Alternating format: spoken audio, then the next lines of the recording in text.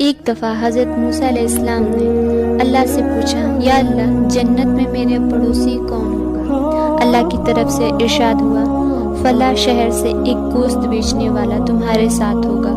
حضرت موسیٰ علیہ السلام یہ سن کر بہت حیران ہوئے کہ ایک پیغمبر کے ساتھ ایک معمولی قصاب کیسے ہو سکتا ہے۔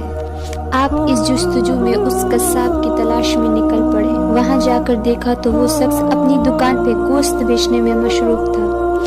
حضرت موسیٰ علیہ السلام اس کے پاس جا کر بیٹھ گئے۔ جب اس نے اپنا کام ختم کیا تو گوشت کا ایک ٹکڑا کپڑے میں لپیٹا اور گھر کی طرف چل پڑا۔ حضرت موسیٰ علیہ السلام بھی اس کے پیچھے چل دیے۔ اس کے بارے میں مزید جاننے کے لیے اس کے گھر مہمان بن کے جانے کے لیے اجازت مانگی، جو اس نے خوشی سے دے دی۔ گھر پہنچ کر اس قصاب نے سب سے پہلے وہ گوشت پکایا، پھر روٹی پکا کر اس کو چھوٹے چھوٹے ٹکڑے کر کے سالن میں نرم کرنے کے لیے ڈال دیا تاکہ بالکل نرم ہو جائے۔ وہ دوسرے کمرے میں گیا جہاں ایک بوڑھی کمزور خاتون لیٹی ہوئی تھی۔ وہ اتنی زیادہ کمزور تھی کہ خود سے ہل ڈل نہیں سکتی تھی۔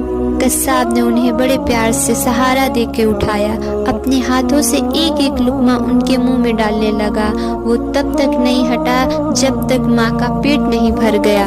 اس نے اپنی ماں کا منہ صاف کیا، پھر واپس لٹا دیا۔ اس وقت بوڑھی ماں نے قصاب کے کان میں کچھ ایسا کہا جسے سن کر قصاب مسکرا دیا اور کمرے سے باہر آ گیا۔ حضرت موسیٰ علیہ السلام یہ سب خاموشی سے دیکھ رہے تھے۔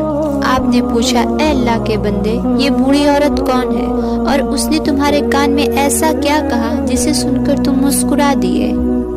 قصاب نے کہا، یہ میری ماں ہے۔ میں جب بھی گھر آتا ہوں میں سب سے پہلے ان کی خدمت کرتا ہوں۔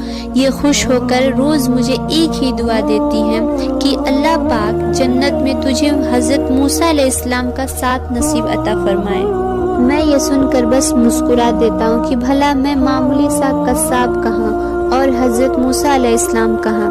یہ سن کر حضرت موسیٰ علیہ السلام نے کہا، اے خوش نصیب انسان، میں ہی موسیٰ ہوں اور میں یہ تجھے خوشخبری دیتا ہوں کہ اللہ تعالیٰ نے تیری ماں کی دعا قبول کر لی ہے۔ اللہ پاک ہم سب کو اپنے والدین کی خدمت کرنے اور ان کی دعائیں لینے کی توفیق عطا فرمائے۔ آمین ثم آمین۔